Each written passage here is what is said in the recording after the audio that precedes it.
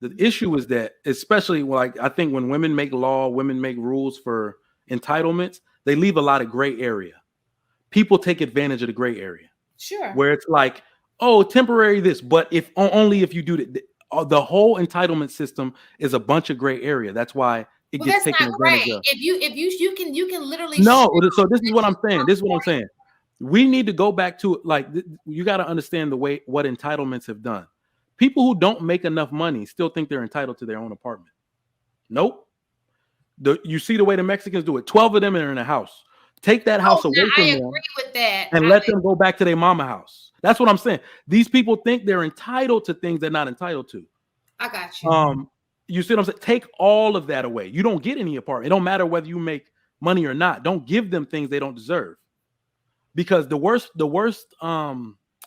measurement is that how can it? People will say American people live in the slums. No, you don't. These ghettos out here, these hoods have running water. Mm-hmm.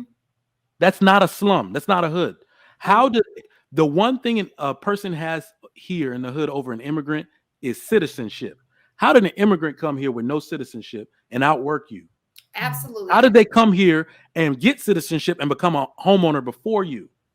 I agree with that. It's because they had no entitlement. And you know what else I agree? Stop making it look like, for example, now food stamp cards like regular credit cards. No, I remember how back in the day they used to have them big old, go back to having them big old sheets where you be embarrassed. You sitting there embarrassed to count that money. You know, they're making it too. Sugar Mike, what I think you're doing is intellectually dishonest. Because tell me why. You comparing a subset of Africans that left and came to America that specifically had a goal in mind, right? Everybody's culture intact, and their culture was intact, and their culture intact to a group of people who have been dismantled. And you're not even comparing the upper, because if we compare our 10% to your 10%, I think that changes things, because it's not the majority of Nigerians that came over here. I'm really lost. That was the case. Nigeria. I'm really lost at the part where we act like prior to 1960, black people won't shit. That's crazy to me. The most married group and intact, the world's example of black people intact and doing well were black American people. The most influential people, the most influential black people on earth today are still black American people. And again, the richest black people on earth are still black American people. That's not intellectually dishonest. No, when you making that comparison, you're using a small preset of people that expatriated from wherever they or left their country, right? Yeah. To come over here with a specific group in mind, with a specific goal in mind. Why don't you compare that same percentage of that group to the same percentage of our group to make that differentiation, or make, you know what I'm saying, to compare and balance those things against each other? The way I'm saying is dishonest is because you comparing it to the welfare recipients and the lowest margin of the society as far as a contribution is factored in. But if you was to compare it to the upper echelon margin, then they could look down and say, well, our 10% is like this, your 10% is like this. Y'all not providing enough. Well, no, I'm actually making the right comparison. Okay. I'm comparing it to people of the same economic level. The immigrants that come here, they work at Walmart too. They have nothing. You see what I'm saying? So I'm not going to compare them to like educated Americans who have degrees and homes and are doing well, and women with degrees. I can't do that. I got to compare them to the same exact level socioeconomically that they fall in. That's what I'm saying. So yeah, I get what you're saying about being culturally intact and all of that. But the one thing I'm saying is once the access is the same, you see what I'm saying? Like once these people have the access to the same thing in the socioeconomic group, and what we need to do to fix it, it's take away the entitlement from the American to give them the same hunger as the African and the Mexican. They're not hungry. They think the government is going to fix. But you do know these people also get the government assistance. Mm-hmm. Who? Immigrants. If you gone by a government assistant office before, you ain't never seen all them. Never mind. A Mexican with no citizenship is getting government assistance. Their kid, they come here and birth the kid. It doesn't go by the adult; it goes by the child. So when you come over here and you birth the child, that yes, your child gets anchor babies. I'm an anchor baby, actually. Proud. it could because it's yes. So, shut up. You get the benefits. The kid gets the benefits, and that's why a lot of times. Tether. Nigga, I don't care. I came over here and bought land in y'all country. Y'all stop calling me names. Nigga. If y'all don't got my outcomes, you can't call me no goddamn Tether. I'm tired of the chat doing that shit. Calling me names. You African. You Tether. Like, nigga. If the only reason they saying that is because, like, so y'all come over. We had to physically do the labor and endure all the bullshit to create the country, right? You or your ancestors? What he's saying, the beat. So that makes a difference though, because the ancestors raised that's their generational. No, it's not. Listen, so what nobody here before you come to look down on them, we should go to Nigeria and just look down on y'all. You should. You're not gonna hear me give two shits about it. I'm here thriving. I made my choices. You should. People in Ghana right now living it up, banging all the Ghanaian girls and the Nigerian girls in Lagos. They doing it right now.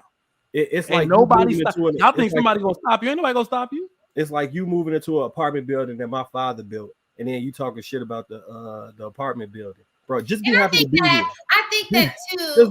I know I was born here, right? Let me just say this again. I think that people think that they're so far removed from when these things took place. And then I'm not a person who takes victim because I like to strive from what it is that but we're talking about, I can sit down and have conversations with my grandmother. I was born in Montgomery, Alabama, and so these people are still alive. These aren't people who are not still alive.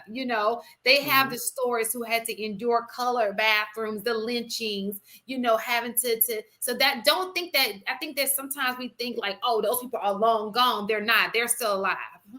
Yeah. So the one thing I want to, Mike, if you had a daughter, I'm not trying to you do got to do it. I'm not putting this on your daughter specifically. But if you had a daughter and she endured, let's say, sexual essay when she was like 7 years old, and then somebody else had a child that did not endure that, do you think they would have the same chance of having a marriage? No. Why not? Trauma related to the incident. Okay. Do you not think that there's trauma related to that incident? I believe that residual trauma that people are trying to hang on to is non-existent. Right. So I think I think that he's thinking of slavery. Here's the weird part, but here's the weird part about the generational trauma and all of that. This is the weird part about Africans in general and FBA, ADOS people. For some reason, y'all seem, because I was born here, I was raised here. Y'all seem to think that a cop will pull me over and come to my window and be like, are you FBA or Nigerian? Because I only give tickets to niggas. Like, they don't do that. I'm black to them. I go through the same shit y'all went through. Like, so I don't. That's what I'm like. What are y'all talking about? Like I didn't have the same experiences. Like, they be like, no, look at the shape of his eyeballs. He Nigerian. Don't mess with him. They don't do that. I think my black experience is actually the same. I think what he's saying is there's this thing where even with slavery, that there was a manipulation that was involved. Like that's when we were talking about women raised their daughters, but then they call it they don't do the same for their men. That started out and so it was a mentality that was ingrained and it just trickled down. Like, because it was a time where boys were taken away from the household. They were stripped of their kids. And so what they did was they sit that and it went down from generation to generation. And it's just the way, and there's no way that you can understand it because you don't live it. Okay. It's just one of those things you got to be like, here's the other part too. Yeah. I know I get what you, because I'm with you. I don't think that we should dwell into that. But because I'm not the person, like, I feel like y'all got too many opportunities right there. There should absolutely be no excuse. But there is a little bit of, I think that there should be a level of respect, not necessarily for this generation, but a little level of respect of the moves that our ancestors made, just so you to acknowledge you being able to move the way you move in this country. So I got two things I want to bring up. So there was a study done a while back about how if a parent went to jail, like, you can have a well-to-do family, right? And if the patriarch went to jail and was removed from their home, that would have long-reaching consequences past that generation. because you got the family that will no longer have that income base to provide that lifestyle and the things that they were afforded at that level. Then you had the children who raised under that type of struggle. Now, those children's struggle can be transplanted into those kids based off of them not having the same leg up that he had. And back to so I got this book right here. It's called The Ely Family Reunion, right? So my grandfather, my great-great-great-grandfather had 105 children. They used him as a slave, a breeder slave, because he was 6'8", 250 pounds. All of those kids was removed, and I got the receipt of sale of them in this book. I got the tax records and all of this stuff. From when you went far back, did you? Yeah, no, this book got everything. Like, I'm in this book actually.